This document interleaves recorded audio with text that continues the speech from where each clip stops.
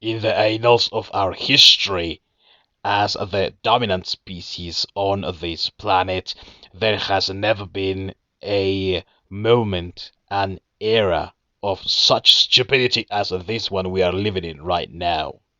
We have the SJW crowds demanding changes in entertainment that are not welcome, changes that are unnecessary, cancellations of people that think different to them, such as the case of what we saw this week with Sylvester Stallone.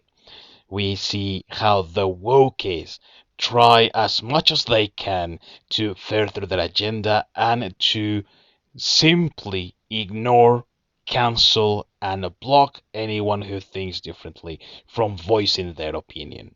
And there is no other example of the utter and sheer idiocy that these crowds spout out all over the place than many of its members failing upwards, because that is just the clearest example we have of the great levels of stupid that we have been getting from these imbeciles. But perhaps this time things might be a little bit different, because one of the greatest examples of this failing upwards sort of tendency that we have right now is none other than Heather Antos, very well known because of her being part of a whisper network inside the mainstream comic book industry to try and bring down everyone and anyone who disagrees with them, and everyone and anyone that they deem not welcome within the comic book industry, at least the mainstream comic book industry. Antos was very well known when she got a job as assistant editor inside Marvel, and upon the death of Flo Steinberg, a very well known Marvel figure from the past, she and her friends went for milkshakes that sparked a series of retorts and comments that not only she but many of her allies took as harassment, which was nothing of the case. But, anyways, that's how they spun it, and that's how everyone thought about it. Later on, in a very dubious circumstances, she was just let go of Marvel, and we saw her taking a job up inside Image Comics, and later on in Valiant Comics, where she had been stationed for some time until she took to Twitter once more to announce that she is now going into IDW to work on the editing room in the publications that IDW has mainly for Star Wars and all of the Marvel titles, which I didn't even know they continued publishing.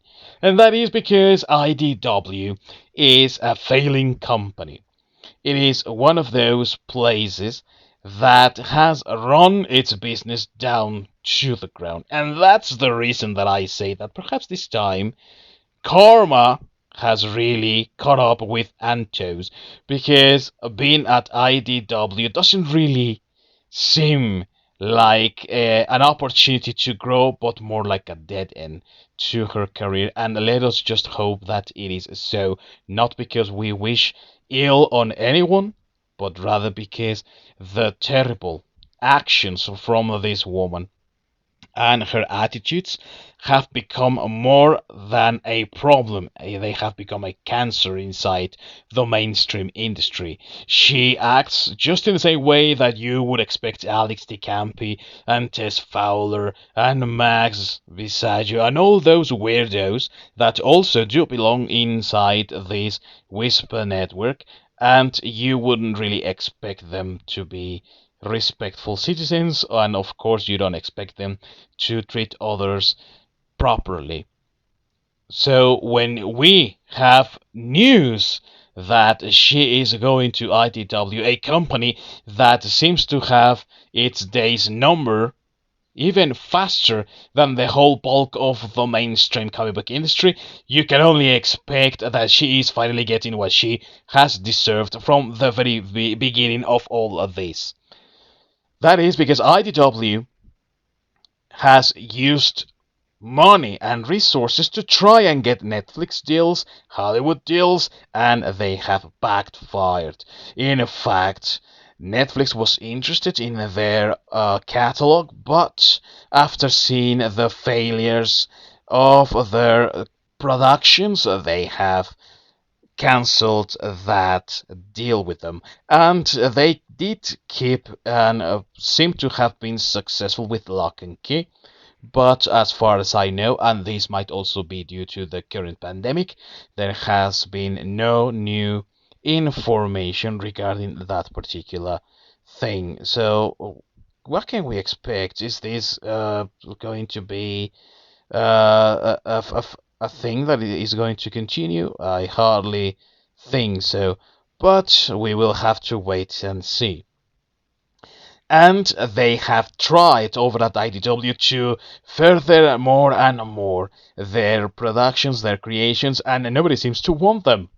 And money has been spent there, which is not going to come back.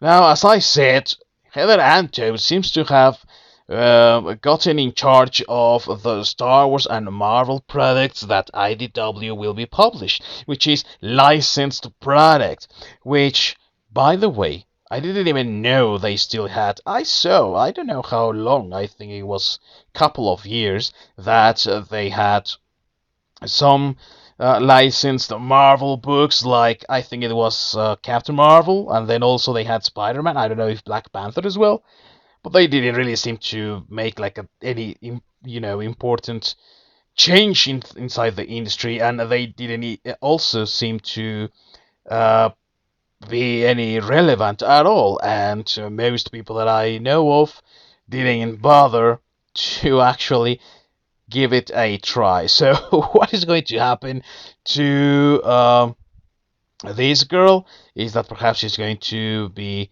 sent into oblivion, and we can only hope that that is actually what is happening because of how evil this person really is to the whole of the industry.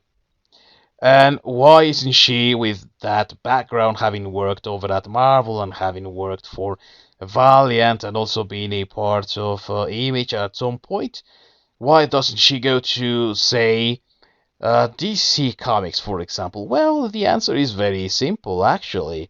That is because she is a piece of shite and she has kept on trying as much as she can to destroy anyone that she disagrees with. Lately, if you remember, last year, she was in full force against Jiley, who happened to have created this art for Ethan Van Sciver's Cyberfrog, and we all know how that ended up.